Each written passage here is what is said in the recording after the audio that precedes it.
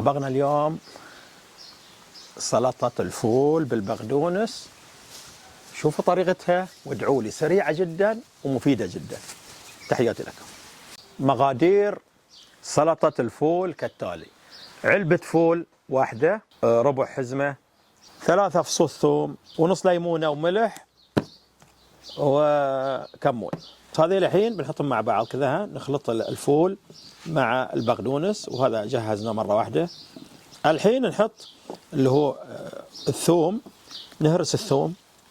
الآن طبعا نحط الثوم. الآن نحط الملح أول، ونعصر نص الليمونة.